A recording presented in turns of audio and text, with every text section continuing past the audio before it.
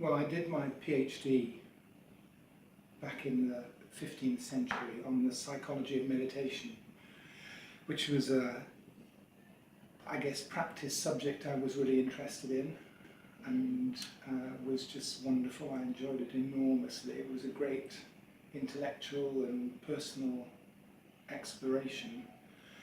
And then I was broke. I had no money left after doing a PhD, and I was living in South Wales. I did my PhD at University College Cardiff, and I went and worked in a coal mine for a year, Oakdale Colliery, which was then the biggest colliery in South Wales. No deep pits now left in the UK, I think. And that was fascinating, particularly working with groups of miners in teams, and I realised that safety was utterly dependent on the team you worked in, and also that the team you worked in made such a difference in terms of how positive and supportive the environment was. You know, they were full of humour, full of camaraderie, and that made an incredible difference in a really unpleasant, difficult environment. And then I got a job working in research in psychology, which built on the fact that I'd worked underground, because it was looking at the transition of young people from school to work in Nottinghamshire, particularly unqualified or less qualified young people, many of whom were going into the mines. So I found myself back in the mines in Nottinghamshire again, interviewing people. And I just got more and more interested in teams and organisations and psychology, and embarked on a career of research, really, focused on how we can ensure that organisations are effective and enable the people who work within them and who are served by them to flourish in their lives. So that was the story, and it was not a planned journey. The stations appeared.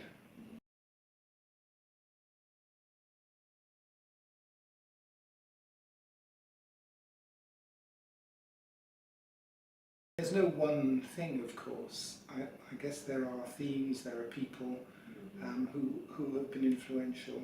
But I mentioned practicing meditation, which is, I think, about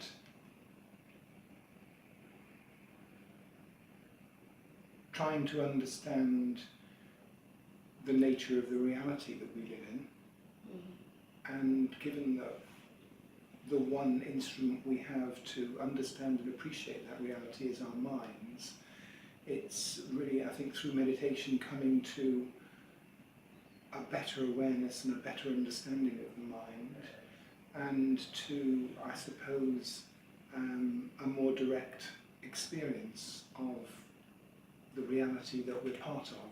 And that's been a huge influence and has been a thread of practice running all through my adult life, and has been really central and really important. And I'm still active in that area in terms of practicing every day. I sit in meditation usually for an hour a day. I've just finished a new book on the psychology of meditation, which comes out this month, Amanda, very exciting.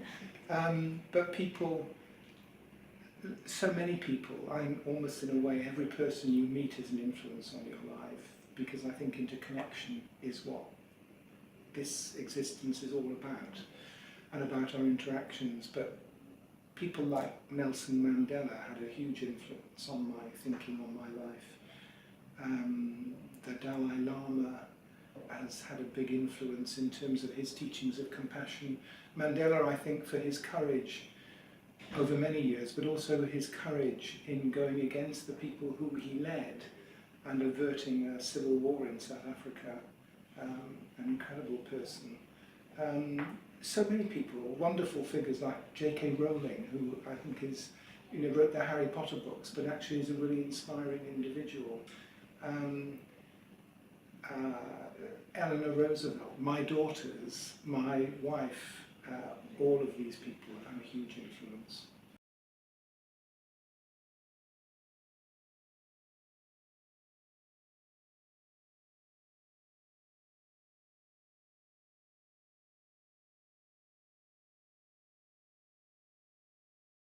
So I'll start with the why. This is a great mystery, our existence. We find ourselves here on this little planet in the midst of what seems to be infinity, as far as we're aware, and we don't really understand much about the nature of our existence. And to accept the handed down,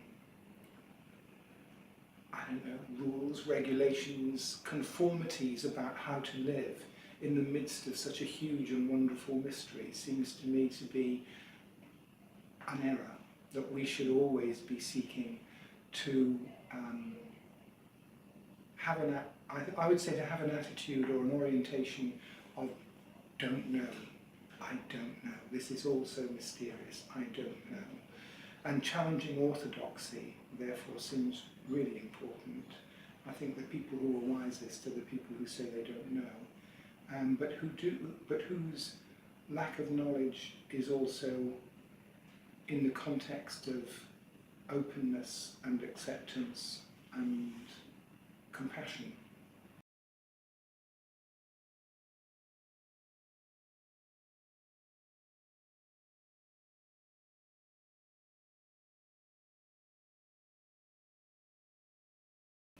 Well, I hope that in every presentation I give, I'm challenging people, and not for the sake of it, but really presenting back to people what the evidence is about what we know about, for example, organisations. I think, for example, in the health service, the core value is compassion, that's what health services are all about, and that's about paying attention to the other, having an empathic response, and then taking intelligent action to help. So the way I think we should lead and manage in health services is that leaders and managers must pay attention to the people they lead, be empathic and take intelligent action to help. For many people that's quite a challenging message, but what the research shows us, I think, is that the core value of compassion is what health services are all about, and if you create cultures of compassion, you get better quality care. So I hope that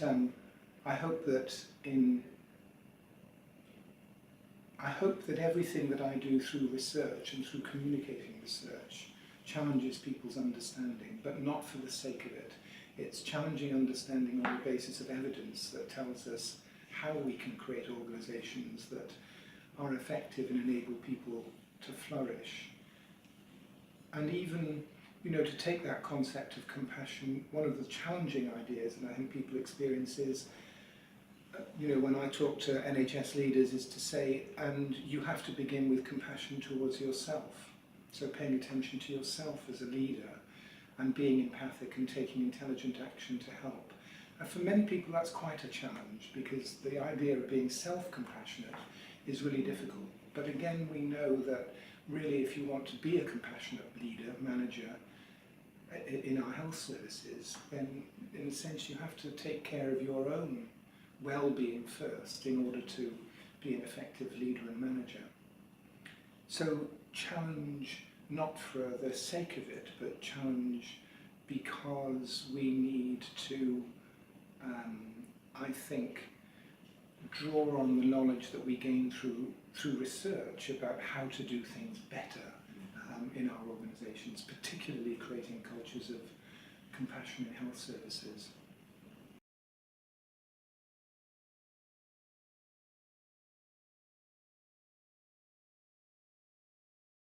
My family, of course, these are the people that I spend most time with, and actually are the ones who challenge me most in terms of helping me to reflect on what I do and how I do it. The teams of people I've worked with over the years, I've worked with amazing researchers, and so many of them in research teams. Amazing people in the NHS. I must say I kind of experience, in a way, the sense that most people that one interacts with provide support in one way or another, that almost every interaction is an opportunity to give, and consequently there's a lot of receiving. But my family and the teams I've worked with most closely, I think, have given me so much.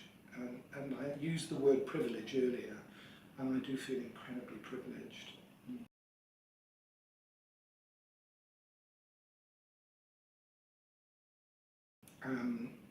not to have to wear suits anymore.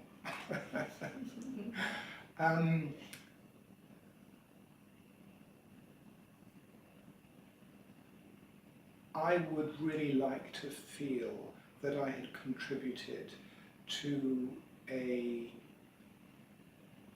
movement in the NHS to transform it into a much more compassionate, much more supportive, much more positive, much more enabling sector in the United Kingdom, and for that knowledge to spread out to other healthcare systems in the world. That's in the work sphere. In the personal sphere, it's to continue practicing meditation and to try to achieve a greater understanding and appreciation of the existence that we have. I think the knowledge that we've gained through theoretical physics and the study of the cosmos, and at the same time through personal practices that people have of meditation, have enabled us to really appreciate with much more wonder and awe our existence. So I would like to continue that personal journey for myself.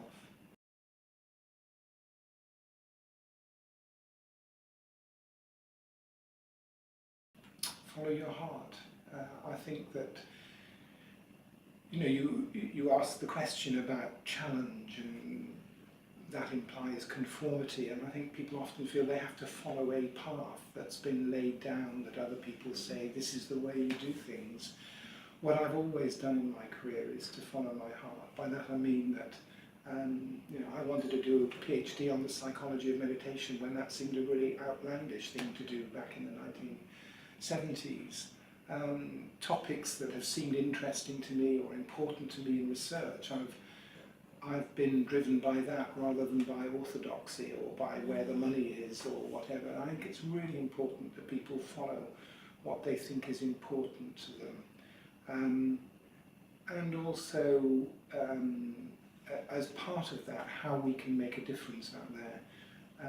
And so I think following your heart, thinking about how we can make a positive difference in our world, and also recognizing that we are all interconnected. We're interconnected with each other, we're interconnected with the planet, and carrying that awareness through life is really important, I think, in terms of being able to make a contribution.